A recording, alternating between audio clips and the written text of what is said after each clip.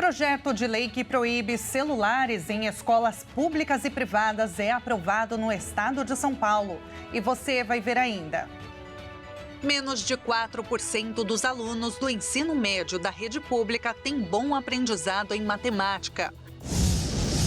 E ainda, ministro do Supremo Tribunal Federal Luiz Fux determina a proibição de apostas com Bolsa Família. Essas e outras notícias você confere a partir de agora.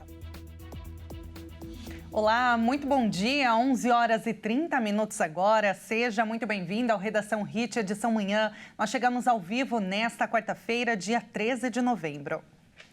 A matemática tem se tornado um grande problema nas escolas. Baixou o número de alunos do ensino médio público que têm um bom aprendizado na disciplina.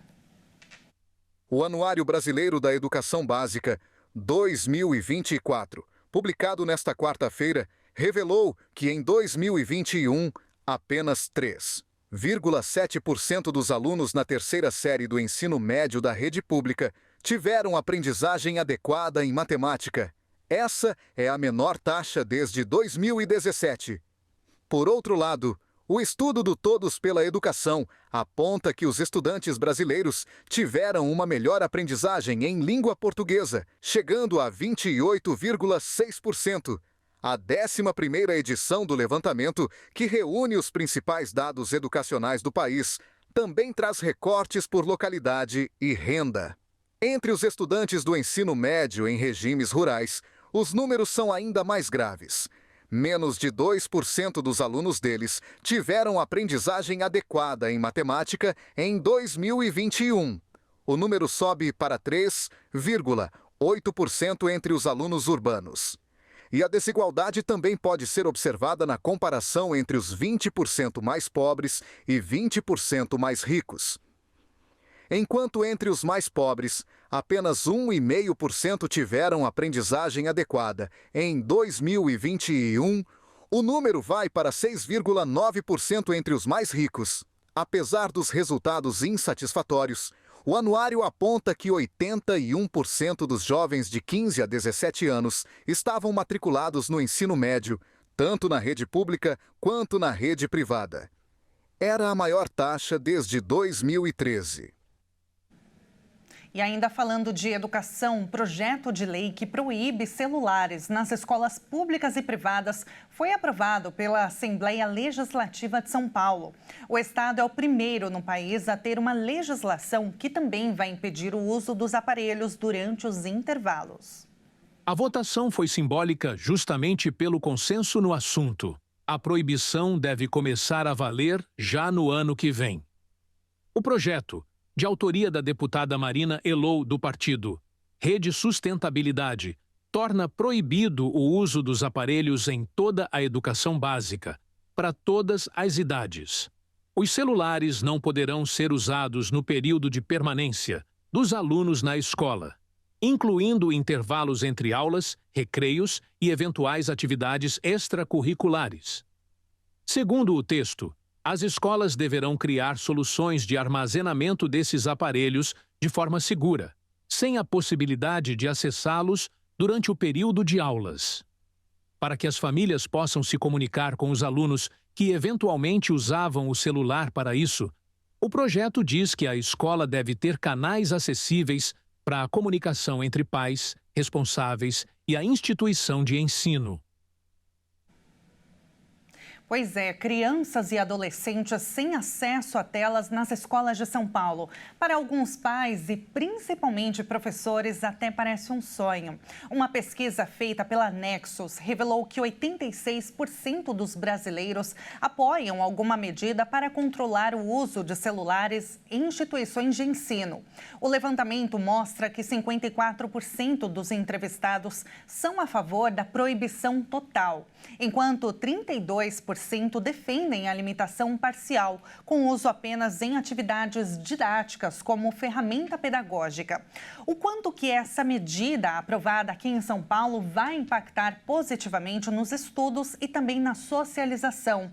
Será o começo de um novo tempo para os estudantes? Como vimos, só depende do governador Tarcísio de Freitas para que o projeto vire lei. Vamos entender melhor a relevância dessa pauta com o pós-doutor em Educação da Logos University, Nicolas Theodorides. Bom dia, professor. Seja muito bem-vindo. Bom dia, Tabata, e a todos os telespectadores aqui da HIT TV. Eu gostaria muito de agradecer o convite, principalmente ao Dr. Gabriel Lopes, que é o presidente e fundador da Logos University International, a nível da confiabilidade e, possivelmente, frente a esse assunto, porque, além de professor associado da referida universidade, eu sou também professor da rede pública aqui no município de Teresópolis, no Rio de Janeiro. O professor Gabriel Lopes, ele é fundador da nossa universidade, falo nossa porque eu faço parte, né? E a universidade, além da atuação no Brasil, ela é fundada e criada nos Estados Unidos, na Flórida e na Louisiana, e recentemente recebeu a autorização do governo francês para atuar também, além de diversas acreditações de instituições de educação internacional. Mas, Tabata, o que eu posso dizer, eu estava ouvindo a abertura, o que eu posso dizer por experiência é o seguinte: o celular, dentro da escola aqui em Teresópolis, da escola a qual eu trabalho há 12 anos, ele já é proibido desde 2022. E, na época, eu era o diretor do colégio, fui eu que tomei essa providência. Exatamente pelo fato do não uso compatível da tecnologia para com os alunos. Nós tivemos diversos problemas frente à utilização errônea do aparelho em sala de aula. Então, o professor, por exemplo, está fazendo algum tipo de explicação. O aluno está acessando para ver alguma rede ou jogando algum jogo. As filmagens, que depois eram postadas nas mídias sociais, isso criava um embaraço muito grande. E nós temos o laboratório de informática, a qual eu muitas das vezes faço uso também, eu sou formado em História, mas eu tenho uma segunda licenciatura em Português e Inglês, e eu muitas das vezes faço uso do laboratório de informática, da qual até foram distribuídas pela Prefeitura de Teresópolis no ano passado e esse ano um quantitativo de tablet.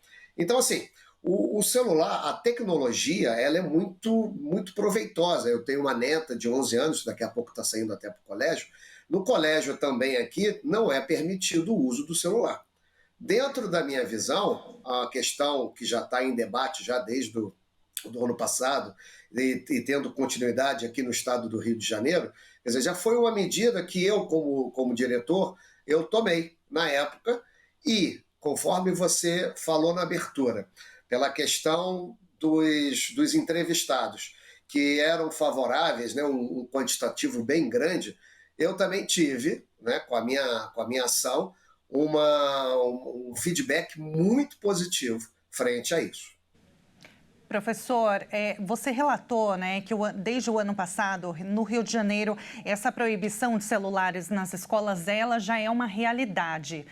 O que o senhor percebeu de melhora no desempenho dos alunos? Primeiramente, eu posso dizer um processo de interação.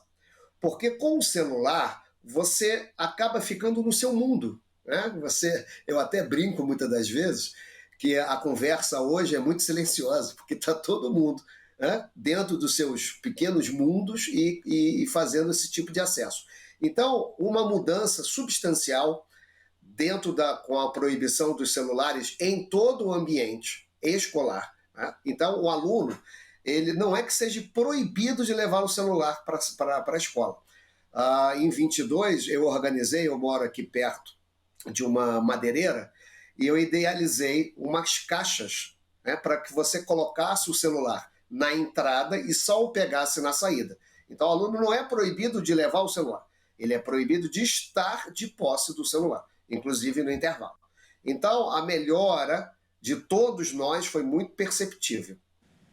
Agora, com relação ao uso da tecnologia, o senhor até mencionou que é muito positivo, sim, até porque o mundo está aí, está ficando cada vez mais digitalizado, esse é o futuro, não tem como a gente, né, professor, virar as costas, pensar que com essa medida os adolescentes ou as crianças vão ficar menos tecnológicos, né? Mas algumas escolas privadas, professor, elas fazem o uso, adotaram nos últimos anos o uso de tablets, né, durante as aulas. E com essa proibição de celulares, como que fica essa questão na sua avaliação do uso de telas por crianças e por adolescentes? O senhor acredita que as escolas devem fazer essa proibição, esse banimento também com o uso de tablets? Vão voltar a adotar o velho caderno, a folha, o lápis? Veja bem, Tabata, e aí usando, obviamente, a experiência própria, né? Como eu lhe disse, aqui no município de Teresópolis, os tablets foram distribuídos no ano passado e um quantitativo, mas eles ficam no colégio. E, além disso, a maioria dos colégios tem uma sala de informática, né? Eu dou aula, conforme eu lhe disse, aqui no terceiro município, no interior, aqui da cidade de Teresópolis, e essa sala de informática, ela é utilizada exatamente dentro da questão tecnológica. Eu mesmo faço uso, muitas das vezes, de vídeos do YouTube, atividades que possam ser feitas através do Google Drive, né? E elas são feitas ou executadas exatamente para isso. Eu vou lhe dar um exemplo. Eu li um artigo, deve ter umas 2 semanas no máximo.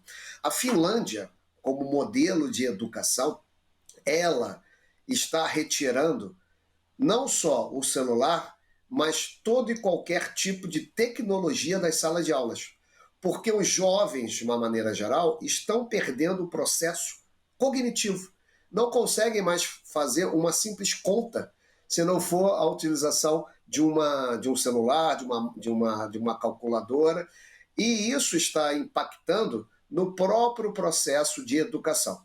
Eu vi na abertura com relação aos jovens da matemática, né? A matemática como ciência, ela é uma abstração, você não tem, o número não existe, né? Os números foram criados e utilizados dentro dessa forma, e entra o professor de história, a partir do comércio, um processo mais enfático, a partir do século VIII a.C., e dentro desse modelo, eu vejo cada vez mais um declínio da parte cognitiva dos jovens. Então, usando o exemplo da Finlândia, o tablet usado dentro do ambiente escolar, com a supervisão do professor, ele sim, pode ser e deve ser um instrumento de utilização didática, mas controlado, né? Com um profissional qualificado, no caso do professor, dentro da sala de aula e verificando o modo da qual está sendo feito.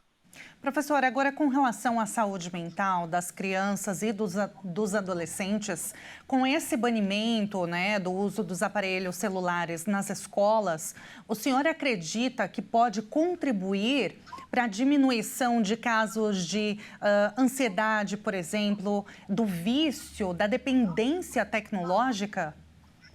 Uhum. Veja bem, Tabata, pelo menos no ambiente escolar, esses jovens vão ter uma visualização diferente, né? A escola não tem como proibir e controlar o uso fora do ambiente escolar. Aqui, na minha residência, conforme eu disse na abertura, eu tenho uma neta de 11 anos, ela inclusive está saindo daqui a pouco do colégio, nós temos limitações frente a esse tipo de uso, o que ela assiste e o que ela vê. Agora, isso é uma questão de cunho familiar. E como eu dou aula numa região de terceiro distrito, que é o interior, né, onde os jovens têm um processo, muitas das vezes, desestruturado da sua vida familiar, a qual esses pais, ou quem seja responsável, não tem um controle maior, é uma questão realmente de educação. Uma questão realmente de pulso, né? Uma questão de você orientar e fazer. Eu orientei para a minha neta, e ela faz uso disso, quando ela está dando algum tipo de matéria e ela está em dúvida, para que ela acesse, por exemplo, vídeos no YouTube curtos que façam e dê uso com relação àquela matéria específica. E eles são bem produzentes. Então, é um uso consciente, um uso determinado e um uso específico dentro daquilo. Perfeito, professor. Olha, muito obrigada pela sua análise. Foi um prazer conversar contigo, né? Saber da experiência de quem realmente vive, né, essa tecnologia dentro das salas de aulas, né? Como que isso tem impactado nos últimos anos o desempenho dos alunos e também dos professores, né? Essa realidade que a gente vive agora do mundo digital. Muito obrigada, professor. E eu espero falar contigo em breve. Obrigado, Tabata. Obrigado pelo convite e até a próxima. Até, um abraço para o senhor. Nós acabamos de falar com o professor pós-doutor da Logos University, Nicolas Theodorides. E veja a seguir, Luiz Fux determina a proibição de apostas com Bolsa Família. E agora na sua tela, câmera ao vivo da cidade de Belém, no Pará. Neste momento, 30 graus, céu nublado. Voltamos já já.